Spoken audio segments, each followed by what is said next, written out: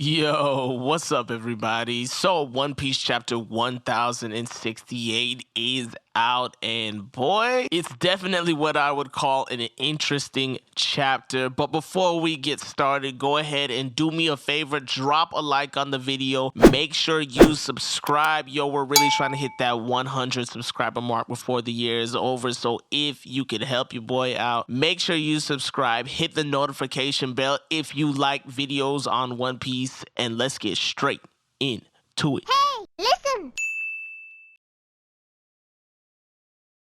So the chapter picks up with Pythagoras in contact with CP0, who just pulled up to dock at the main port in Egghead Island. Pythagoras is telling them, hey guys, just go ahead and drop off the S-Bear and just be on your way. Now, ROBLUCCI already suspects that, they've probably figured out that we're here to do more than just drop off the S-Bear. But Kaku chimes in and he's like, hey man, can you guys let us in for some tea or something? Like, it's been a long journey. But ROBLUCCI's like, yo, forget all that. What's up with the government ships that have been going missing in these waters? And of course, Pythagoras kind of chimes it up like, like, I don't know what you're talking about. But ROBLUCCI continues and he's like, we've had ships missing from CP5, CP7, CP8. Don't you guys know anything about it? And that just gets Lilith super pissed off. She grabs the Dendenmushi from Pythagoras and she's saying, what the hell are you accusing us of? You trying to say we did something to those ships? And at that point, Pythagoras is like, yo, chill, Lilith. Don't pick a fight with them. You CP0 guys, just go. Drop off the S-Bear and go. After that phone call, ROBLUCCI's like, yeah, I figured that wasn't gonna get us anywhere. Let's use the S-Bear's abilities to continue to the island the rest of the way, because once we abandon ship, these sea beast weapons, they're basically just gonna attack the ship. As far as the S-Bear's abilities, I can only assume that this S-Bear already has the Paw Fruits abilities and they can just push themselves over to Egghead Island. So this is huge if you are of the mind like I am that this Kuma will be the new Kuma's body. So drop a comment down below about that. But from here, we cut back to the Kamabaka Queendom, and it's basically the same thing. The old Kuma is frantically trying to get away. We don't know where he's going, but we do know that he's definitely in a panic, and he actually uses his own ability to push himself off island. Dragon tries to call out to him, but by then he just poofs away. From here, we cut back to Luffy's group, and this is a follow-up to the question that Vegapunk had for Luffy, which was, can he please take him off Egghead Island? And Luffy's kind of like, well,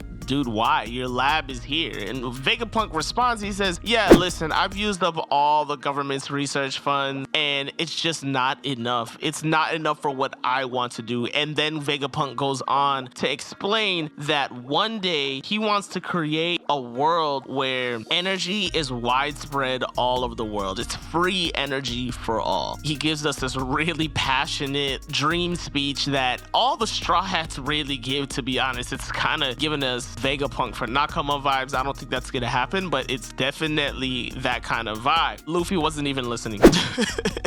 He wasn't even paying attention. So Jinbei then has to pipe up and respond. He's like, listen, it's the resources and energy that people are fighting for why there are wars in the world. And Vegapunk chimes in and he's like, you're right, there's energy everywhere. If I can just convert it into a visible power, then everybody will be able to use it one day. And of course, Luffy is he's not interested in really hearing about this unlimited energy for all. He's happy that Vegapunk can make everybody in the world happy, but as far as how to achieve that, that's not Luffy's wave. So he continues to ask Vegapunk, like, making everybody happy is cool and all, but what's the reason you can't do that from your island? And Vegapunk goes on to explain. He tells Luffy, listen, the power source that powers the ancient warrior robot, that's not here. He cannot find that from this island. He has to go elsewhere to find it. And as a scientist, he feels like that is his passion in order to explore these kinds of mysteries, unravel it and figure out how it works. Directly after that, an explosion happens, big enough to get the attention of Luffy and Jinbei, and everybody there is like, yo, what the hell?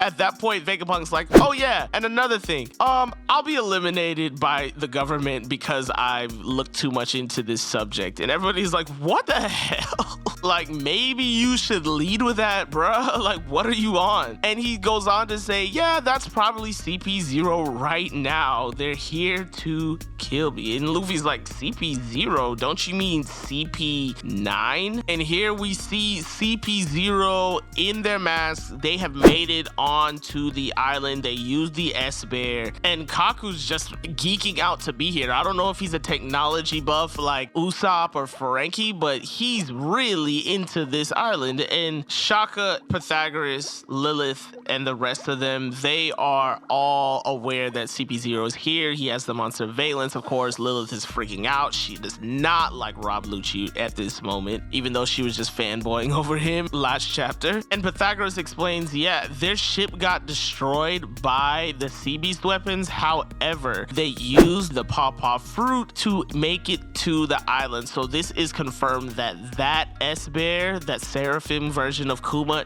does have Kuma's devil fruit. So this is basically a code red. And Shaka's telling them, listen, have all the researchers be evacuated. Let's go ahead and bring Atlas back to the lab phase and let's get out of here. Prepare the S-Snake, the S-Hawk, and the S-Shark for battle. They're gonna send the Seraphim into battle with CP0. Of course, we know the S-Snake is Boa Hancock Seraphim, the S-Hawk is Mihawk Seraphim, and the S-Shark is the Jinbei Seraphim that our Straw Hats fought a couple chapters ago. They're going to be led by Sentomaru, which I would think that Sentomaru would be on the CP0 side, but hey, maybe not. Maybe Sentomaru's under direct command from Vegapunk. Maybe he has some sort of, you know, loyalty to Vegapunk in some form or fashion, but who knows? From here, we cut back to Luffy's group, and Luffy's like, hey man, you know, you got a funny looking head, so I guess you can go ahead and hop on the ship. And Chopper's floored here. He's like, bruh, how can that be the criteria that you choose for people to come on the ship? And it's Luffy. That's exactly what Luffy do. Hello, shout out to Brook. But from here, Vegapunk tells them, all right, awesome. Then I'll meet you up at the lab phase. Go ahead and bring Bonnie up there. And yeah, I'll see you up there. At that point, Vegapunk completely vanishes. And he's like, yeah, man, I'll see you there. No directions on how to get there. No, nothing. Just poof, bye-bye, these guys. But from here, we cut back to CP0, and Kaku is doing battle with the space monster. Now, Kaku is geeking out here. He's like, I've always wanted to fight one of these things. You're a space monster, right? This is awesome. And Stussy, she's saying, listen, bro, it's useless. This is a hologram. Of course, CP0's never seen a hologram before. This is their first time here. And Stussy's like, yo, this is bringing back memories, which definitely leads us to believe that Stussy has some sort of familiarity with Egghead Island. She probably knows Vegapunk. She might be connected to Vegapunk. She might be connected to Bonnie. Who knows? At that point, Kaku notices the lab phase in the sky, and he's like, well, if Vegapunk was here, why wouldn't he be hiding up there? So Kaku gets the brilliant idea that he's just gonna skywalk all the way up there, but by the time he gets there, he explodes. And from here, Stussy explains, if you cross the lines that guard the lab phase, the lasers will be activated, and they completely let loose on Kaku. And he's like, why the hell didn't you speak up beforehand? Yo, the dynamic between CP0 is freaking hilarious. It's way better than the CP0 that we had in Wano. Anyways, at this point, Atlas approaches them, and I guess this is before they can get the message to Atlas that she should fall back to the lab phase, and she decides, listen, I don't like what you're doing, and the only person that's allowed to wreck stuff around here is me. So she decides to take the attack to CP0, but before she can even get an attack off, Lucci Ryukyu guns her in the freaking face and busts her up. Yo, this is a one shot. I don't know why the hell he had to do that, but yo, Lucci is not effing around. Even Kako here is like, damn, no mercy, huh? And as Atlas hits the floor, in ROBLUCCI's eye, he catches Luffy saying, yo, we're gonna use the vacuum rocket to get to the lab phase. And at that moment, ROBLUCCI realizes he sees his prey in the distance and he's like, Straw Hat. And Luffy, you know, he's very much trained in the ways of observation haki, and he realizes Lucci as well. He's like, pigeon guy. The chapter ends and there is no break next week. So this means, ladies and gentlemen, that we are literally gonna get ROBLUCCI versus Luffy 2.0.